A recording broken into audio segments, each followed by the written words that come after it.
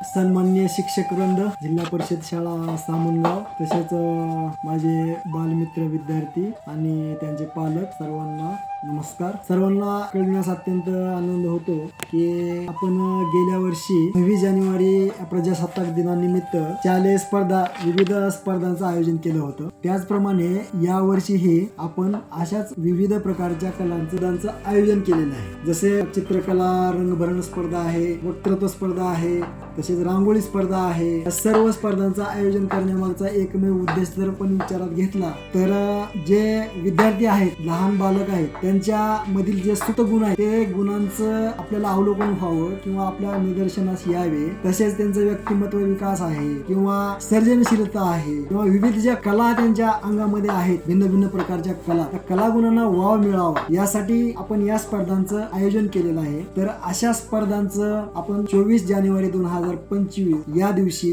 प्रजासत्ताक दिनानिमित्त या स्पर्धा आपण हनुमान मंदिरासमोर घेणार आहोत. तरी सर्व पालकांनी, शिक्षक लोकांनी, सर्वांनी विद्यार्थ्यांना त्या स्पर्धेबाबत योग्य ते मार्गदर्शन करावे, स्पर्धेविषयी माहिती द्यावी आणि त्यांच्याकडून स्पर्धेचे जे विषय ठरलेले आहेत त्या विषयानुसार संपूर्ण तयारी करून घेण्याचा प्रयत्न करावा. त्या स्पर्धेविषयी सांगतो. रांगोळीची स्पर्धा आहे आणि चित्रकला स्पर्धा जी आहे 1ली ते 7वी पर्यंतच्या सर्व मुला मुलींसाठी उपलब्ध आहे. रंगभरण स्पर्धा आणि रांगोळी स्पर्धा या सर्व ते 7वी पर्यंत जेवढे विद्यार्थी आहेत त्या विद्यार्थ्यांसाठी ठेवलेले आहे. दुसरा जो विषय आहे ते बडबड गीते आहे. बडबड गीते 1ली ते 4थी पर्यंत जे विद्यार्थी आहेत त्यांच्यासाठी आपण बडबड गीताचा विषय ठेवलेला आहे आणि तो त्यांनी सविस्तर असा विषय बडबड गीते मुखपाठ करून ते अभिनय किंवा सादर करायचे समोर. आणि तिसरा जो आहे तो विषय आहे वक्तृत्व स्पर्धा. वक्तृत्व स्पर्धेमध्ये फक्त 5वी ते 7वी या वर्गातील विद्यार्थ्यांनाच या स्पर्धेत भाग घेता येतो. त्याच्यामध्ये 5वीतील विद्यार्थ्यासाठी आपण वक्तृत्व स्पर्धेचा विषय जो ठेवलेला आहे तो माझी शाळा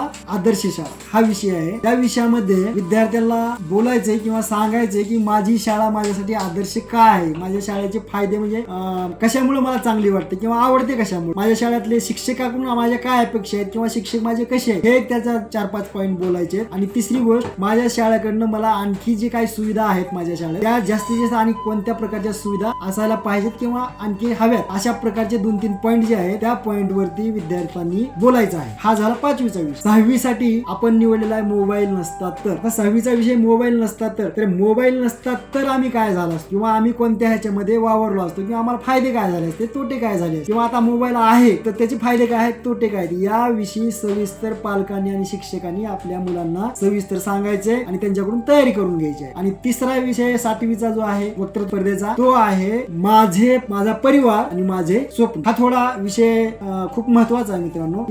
माझा परिवार म्हणजे यामध्ये विद्यार्थ्याला स्वतःची तर पूर्ण नाव, गाव, पत्ता, पूर्ण परिचय तर स्वतःचा देता आला पाहिजे. त्यासोबतच आपल्या वडिलांचा परिचय द्यायचा आहे, कोणत्या व्यवसायात आहेत त्याचा पण परिचय द्यायचा आहे. आणि नंतर माझे आजोबा म्हणजे आपली तिसरी पिढी, त्या आजोबा माझे त्यांचं नाव पूर्ण सांगायचे आणि ते काय करत होते किंवा त्यांचा व्यवसाय काय होता. आणि दुसरा पॉईंट ह्याच्या पलीकडे जाऊन सांगतो, त्या आजोबांनी या संपूर्ण जीवनामध्ये एखाद्या सामाजिक कुठलं काही एखादं चांगलं काम केलं असेल त्याविषयी त्या विद्यार्थ्याने माहिती द्यायची किंवा त्याचसोबत आजोबा असतील, आजोबाच्या नंतर वडिलांनी आपल्या सामाजिक जीवनामध्ये सामाजिक कुठलं कार्य काय यशस्वीरित्या पार पडलंय, काय सामाजिक उपक्रम राबविलाय त्याबद्दल त्या मुलांना माहिती देता आलं पाहिजे. सविस्तर अशा प्रकारे त्यांनी बोलावं. 5 ते 7 मिनिटाचा वेळ दिला जाईल. आणि तसेच या 2 गोष्टी झाल्यानंतर स्वतः जो आहे विद्यार्थी त्याचा स्वतःचा परिचय दिल्यानंतर त्यानं शाळा शिकल्यानंतर मला काय बनायचे, माझे स्वप्न काय आहे याविषयी थोडासा त्यांनी बोलले. आणि या सर्व जर गोष्टी विद्यार्थ्याने कव्हर केल्या, पूर्ण वर्गातील विद्यार्थ्याचं कॅल्क्युलेशन केलं जाईल, गुणांकन केलं जाईल आणि त्या पद्धतीमध्ये नंबर 1चं ज्याचं वक्तृत्व येईल किंवा